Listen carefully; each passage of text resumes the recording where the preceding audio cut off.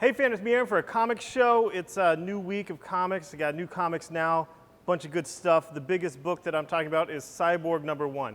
And why it took DC so long to do a Cyborg. Like, it's been 4 years since the New 52 relaunch. He's been on the Justice League the whole time. He's been one of the big 7, but he didn't have his own book. And DC was just waiting to get it right, it seems, because I feel like this is right.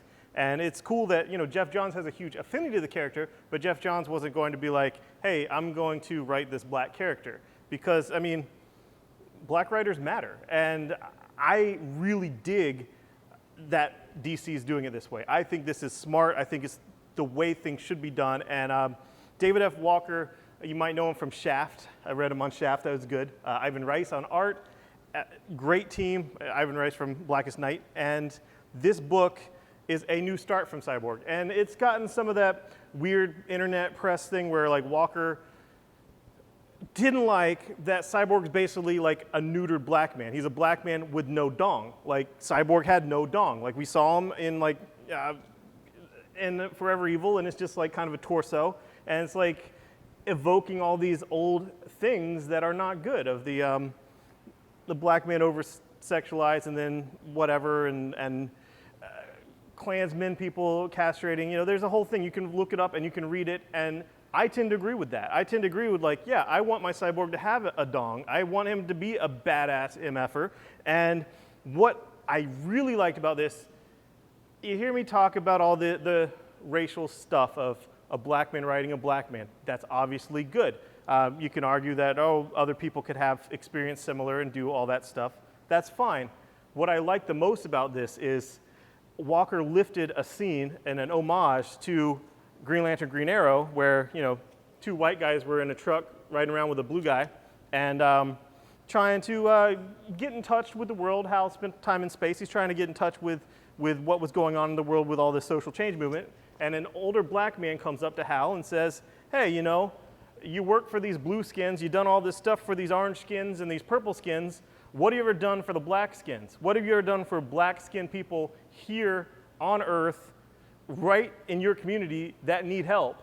What have you done? And he's like, nothing. I got nothing. I'm Hal Jordan. I got nothing. I'm sure Guy Gardner would have said something racist, but Hal Jordan said nothing. And in here, we have that similar type of confrontation, except Cyborg's black, and he's confronted by what looks like probably a war veteran, white guy. Doesn't matter. White and black doesn't matter here, because what he is an amputee. He's confronted with an amputee who's missing an arm, missing an eye, and said, you do all these great things saving the world for everyone off in space, saving all this stuff. After your body got destroyed and got replaced with all these cyborg parts, what have you ever done for anyone that is disabled? And confronting that and making Cyborg a champion, not just for African Americans, but a champion for the disabled, that's a big blind spot. That's a spot where I would like to see stuff done with that, and that's awesome. So Cyborg, give it a shot. It's a great book. I really enjoyed it. We Are Robin. I'm digging this. I like the idea of this teen movement of basically a gang of Robins that they have a nest instead of a cave, and they kind of hook up through social media type stuff and go out and fight crime, go out and do stuff. And all these crazy ass Robin costumes, there's gonna be so much fun cosplay to come out of this. So the cosplay alone is worth this book, but I'm really enjoying it. I'm wanting to see how this dynamic is going to work with Gotham at large next time there's something big going on in Gotham. Prez #2, really digging this satiric book. It's fun, it's cool. It's that type of stuff that it has nothing to do with the DC universe. It could have been published by Vertigo, it could have been published by Image. Instead, it's published by DC, it's in the future, and it's good. So if you want some type of political satire set one foot in the future that is way worse than our present, but not that much different that isn't completely believable, get it. You'll enjoy it. Justice League, Gods and Monsters, Batman #1. It's Bruce Timm's new thing. I'm excited to see the Justice League Gods and Monsters, and the Batman is Man-Bat guy. It's Kirk, and basically like a vampire, and it's pretty awesome. So they're gods and monsters, and they're doing crazy, ridiculous stuff. And yeah, Joe Chill's in it from the first page, so it's not even a spoiler. Joe Chill is a main antagonist for this vampire monster Batman, which, isn't Man-Bat, but is our Man-Bat. And finally, for DC, Vertigo, Fables.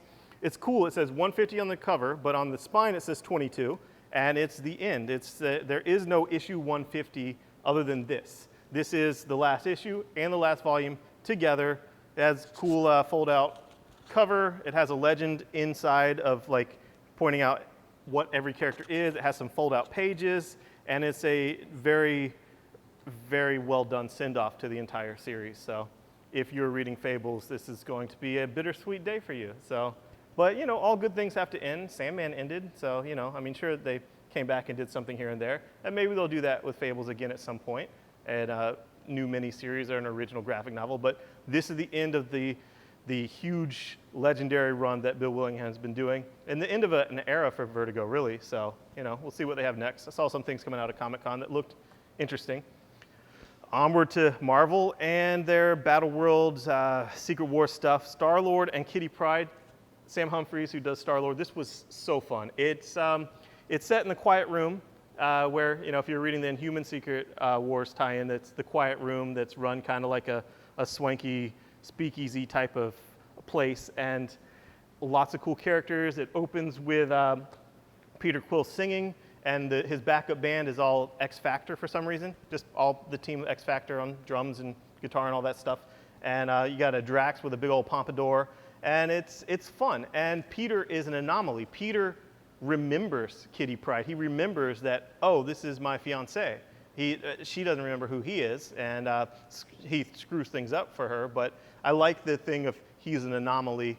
He's a wild card. He can hold that infinity stone and not die, and who's his dad and what all that stuff, But bottom line, it was a very funny, very fun issue that seems to have something integral to whatever they're going to do with Secret Wars. E is for Extinction. This is my favorite. This is just my favorite. This is just Grant Morrison's new X-Men, just done. Just in the future of that. All the crazy ideas that Grant Morrison had going, what would have happened if those kept going? What if those kept going? What if there wasn't a House of M? What if there wasn't some type of M-Day craziness? What would have happened if Grant Morrison actually expounded on all these ridiculous things he was doing that was so much fun? Yes, and I don't want to spoil anything. I laughed out loud. I enjoyed the hell out of E is for Extinction. If you like Grant Morrison's new X-Men, seriously get it. I can't say enough about it. I loved it. And the last page, great cliffhanger, great everything, loved it. Old Man Logan, I'm enjoying the book. I'm enjoying the concept of Old Man Logan. I kind of like the idea that he's going to be part of the Marvel Universe. Cool that that's going to be the movie. They can't use any of the Marvel Universe characters, but, whatever. It'll probably be good. So, yeah, Old Man Logan. If you haven't read the actual Old Man Logan by Mark Millar, get it. Moving on to some creator-owned and indie and franchise stuff. Fight Club 2, number 3. I'm loving this Fight Club, and if you're not liking it, I don't know what's wrong with you. I just don't know. I really don't know. If you like the movie, this is the same guy that wrote the book that was adapted in the movie, and now he's honoring and respecting comic book fans so much that he is doing his sequel in comic book form. It's not an adaptation from a book. It's not an adaptation from a movie. This is the source material that will probably be adapted into a movie. I don't see why not. It is badass, and Project Mayhem is finally coming to fruition, and it's just awesome. It's really good. And the things that were so prophetic that Tyler was saying in his monologues back in Fight Club, back in 20 years ago or whatever, maybe it's 15 years ago, I'm exaggerating. But those things are so much worse now. Like everything that was dehumanizing us is so much freaking worse now. I mean, just in cell phones alone. So yeah, it's a good issue. It's a good book. I love it. Wolf, Ellis Scott, guy that you really should be following on Twitter and Facebook because he says some freaking awesome, crazy things that are like, seriously, did he just say that about Stan Lee? I mean, I don't necessarily disagree, but it was pretty badass. Yeah, he was the one that said that he turned down an offer to write a huge black character for most likely Marvel, most likely it was Blade. He didn't say that. This is me just, saying what I have to say. And he turned it down because he's like, I have to make space. Like, I need, let black voices speak. And Cyborg is doing it. DC's actually doing it. So, cool. But this is a list of books, and this is him speaking. This is number 1. It's $5. It's super exercised, and it's a paranormal detective in LA. It's crazy Armageddon type stuff gonna happen, kind of lots of supernatural stuff, but it's really good. I think it's his best work yet, personally. I don't want to spoil anything from the cliffhanger and what everything leads up to, but I like how he put it all in this one big fat issue. I think there's a reason, and that's because of how everything builds towards this crazy cliffhanger so well that if this was 2 separate issues, it'd be like, well, there was a lot of cool ideas. I kind of liked it. I don't know. And then second issue, like, what the F is this? This is awesome. So you get all that in one. So reviewers can be like, oh, this was awesome, instead of like, well, it shows promise. No, this is awesome. This is just totally badass. If you've ever tried anything Alescott has done and liked it, you need Wolf. If you've seen some of his tweets, maybe seen some of his Facebook posts, and always wondered whether he'd be worth trying or where to jump in on Wolf. Get Wolf. It was awesome. And finally, just for shits and giggles, Archie vs. Predator 4 ended so ridiculously well, so insane, so much gore, so much death, and just the ending, like, how do they top that? How do they top all this crazy stuff they did with this issue, with the end of issue 4? And they did. It was more ridiculous. And how you top Archie versus Predator? Archie versus Sharknado. Seriously. It's a one-shot and timed for Sharknado 3, and it opens with death, with sharks eating Archie characters, and it delivered. It was fun. Don't take it seriously, and you'll have fun, just like if you don't take Sharknado seriously, and no one does. So if you're a fan of Sharknado, I cannot see how you would not enjoy the hell out of this. If you're a fan of Archie, maybe you would be terribly offended by this and terribly offended by Archie versus Predator, but, I'm a fan of cool stuff, so I really enjoyed it. And finally, Rick and Morty, number 4 is out.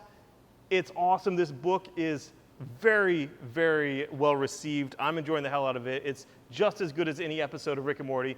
And Rick and Morty is coming back, season 2. And here locally, the Geek Easy, we have a thing called Marathon Mondays. And next Monday, we'll be playing all Rick and Morty from 6 o'clock all the way to midnight. And the new episode will be the last one, to keep you in the room. And we'll have drink specials, special cocktails that are basically messed up stuff that you probably shouldn't drink, but you will, because I promise it'll taste good. It might look gross. But yeah, come out and celebrate Rick and Morty with us if you're local. If not, just read the comics, watch the new episode, and just wish you were here, because we wish you were here. Thanks, guys. Bye-bye.